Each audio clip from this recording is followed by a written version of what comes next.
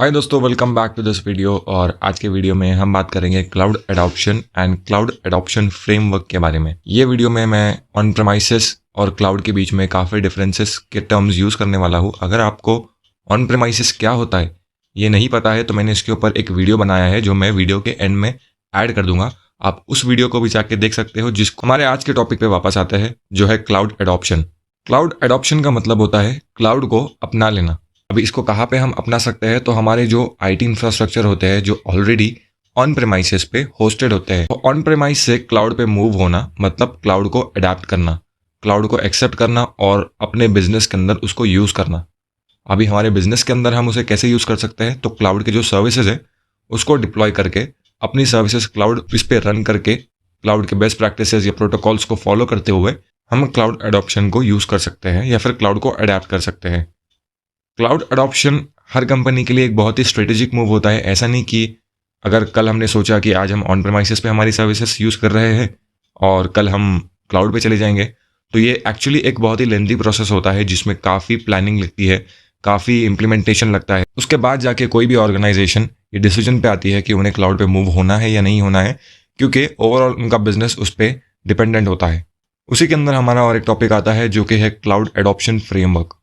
Cloud adoption framework Azure cloud के या फिर अजोर यूजर्स को हेल्प करता है एक best set of tools provide करके, जो कि सर्विसेज होती है अजोर क्लाउड के अंदर। उनको बेस्ट गाइडलाइंस भी देता है, यानी उन्हें गाइड करता है कि आप अपने सर्विसेज कौन से बेस्ट रहेंगे आपके एनवायरनमेंट के हिसाब से। और अगर वो सर्विसेज डिप्लॉय करते वक्त या वो सर्विसेज के लिए कोई भी टेक्निकल या बिलिंग या कोई भी रिलेटेड प्रॉब्लम्स आती है, तो माइक्रोसॉफ्ट अजोर ने उनके लिए ऑलरेडी डॉक्यूमेंटेशन बना के रखे हैं, जिसके बेसिस पे हम डॉक्यूमेंटेशन को रेफर करके हमारे प्रॉब्लम सॉल्व कर सकते हैं। ये डॉक्यूमेंटेशन, ये best set of tools, guidelines, ये हमें हमारे बिजनेस को एफिशिएंटली एंड रिलायबली रन करने में या फिर क्लाउड पे होस्ट करने में बहुत ही काम में आते हैं। क्लाउड एडॉप्शन फ्रेमवर्क के काफ़ी स्टेजेस होते हैं जो डिफरेंट स्टेजेस में डिवाइडेड है। 6 ऐसे स्टेजेस है जिसके बारे में डिटेल में या फिर जिसके बारे में इंफॉर्मेशन लेना काफ़ी ज़रूरी है क्लाउड एडॉप्शन फ्रेमवर्क ये कंसेप्ट के हिसाब से। फर्स्ट होता है स्ट्रैटेजी। जो भी कंपनी ऑन प्रेमाइसेस पे जिसके एप्लीकेशन या वेबसाइट या जो भी सर्विसेज होस्टेड होती है, तो वो पहले स्ट्रैटेजी बनाती है क्लाउड पे आने के लिए। सबसे पहले तो उनका क्वेश्चन रहता है कि हमें क्लाउड पे क्यों मूव होना है, हमें इससे बेनिफिट्स क्या रहेंगे क्लाउड पे मूव होने के बाद, और हम जो क्लाउड पे हमारे पैसे पे इन्वेस्ट करेंगे या फिर क्लाउड को जो हमारे पैसे देंगे, मतलब माइक्रोसॉफ्ट अजोर को हमारे सर्विसेज होस्ट करने के लिए या फिर हमारे एप्लीकेशन उनके सर्विसेज पर रन करने के लिए, तो इसमें हमारा क्या फ़ायदा होगा। ये सारी स्ट्रैटेजी पहले कंपनी बनाती है जब भी वो क्लाउड पे मूव होने का डिसीजन लेती है। उसके बाद जैसे ही उनका स्ट्रैटेजी प्लान हो जाता है, उसके बाद वो प्लानिंग पे आते हैं कि हमारा आईटी इंफ्रास्ट्रक्चर मतलब हमारे जो सर्विसेज है उसका सेटअप हम कैसे बनाएंगे, इसके बारे में वो लोग प्लानिंग करते हैं।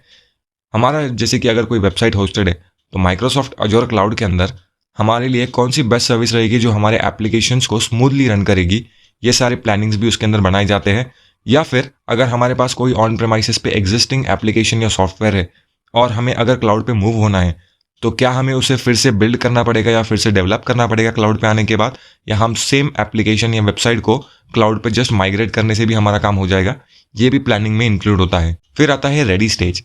रेडी स्टेज में प्लानिंग के बाद ये चीज़ें फॉलो की जाती है कि डॉक्यूमेंट्स पहले पूरे देखे जाते हैं कि हमें अगर कोई सर्विसेज डिप्लॉय करनी है, जैसे कि सर्विसेज का डिसीजन बन गया हमें कोई सो एंड सो वेबसाइट के लिए ये सर्विस यूज़ करनी है, तो उसके डॉक्यूमेंट्स क्या रहेंगे, क्या क्या प्रॉपर इन्फॉर्मेशन रहेगी जिसको फॉलो करके हम हमारी सर्विसेज अजोर क्लाउड के ऊपर होस्ट कर सकते हैं। फिर उसके लिए कोड्स रेडी किए जाते हैं। अगर हमें नया कोई एप्लीकेशन बिल्ड करना है तो उसके लिए कोड्स लिखे जाएंगे, या फिर अगर क्लाउड पे माइग्रेट भी करना है कोई एक वर्जन को इम्प्रूव करते हुए, तो उसके लिए भी कोड्स बनाए जाएंगे और वो पहले डेवलपमेंट फेज के लिए बनाए जाएंगे, मतलब टेस्टिंग के लिए बनाए जाएंगे।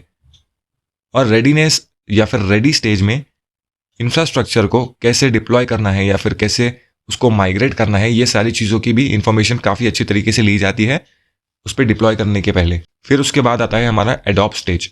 एडॉप्ट स्टेज में ऑलमोस्ट ऐसा होता है कि माइक्रोसॉफ्ट के बेस्ट प्रैक्टिसेस के डॉक्यूमेंट्स को रेफर करते हुए डिप्लॉयमेंट स्टार्ट की जाती है। मतलब हमारा डिसीजन हो गया, हमारा प्लान बन गया, हमने ऑलमोस्ट सारा सेटअप रेडी कर लिया कि हमें कौन से डेट पे हमें कौन सी चीज़ें को डिप्लॉय करना है, तो माइक्रोसॉफ्ट के डॉक्यूमेंट्स को रेफर करते हुए डिप्लॉयमेंट्स का जो फर्स्ट स्टेज है वो स्टार्ट हो जाता है। धीरे धीरे सारी सर्विसेज ऑन प्रेमाइसेस से क्लाउड पे मूव होना स्टार्ट होती है, और जैसे जैसे कोई चैलेंजेस फेस करते हैं डिप्लॉयमेंट के बाद या डिप्लॉयमेंट के वक्त, तो उसी चैलेंजेस के टाइम पे प्रोसेस को कैसे इंप्रूव किया जाए ये भी एडॉप्ट स्टेज में कंसिडर किया जाता है। फिर होता है हमारा गवर्नेंस स्टेज।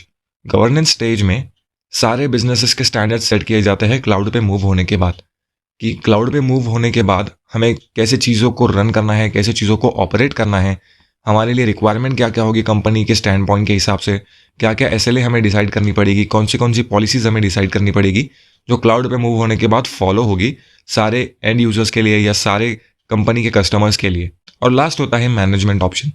जब आपका सारा सेटअप क्लाउड के अंदर रेडी हो जाता है, जब आप गुड टू गो होते हो चीज़ों को यूज़ करने के लिए, तो उसको बिजनेस ऑपरेशंस में हैंड ओवर किया जाता है और जो हमारी डेली ऑपरेशंस वाली टीम होती है वो उस सर्विसेज को यूज़ करना स्टार्ट करती है हमारे क्लाउड इंफ्रास्ट्रक्चर के अंदर बेस्ट प्रैक्टिसेस के हिसाब से, और साथ ही साथ उसको मैनेज करने का भी काम किया जाता है IT इंफ्रास्ट्रक्चर टीम के एंड। उम्मीद करता हूँ आपको ये वीडियो अच्छा लगा होगा। अगर आपको वीडियो अच्छा लगे तो वीडियो को लाइक कीजिए, चैनल को सब्सक्राइब कीजिए। Thank you very much.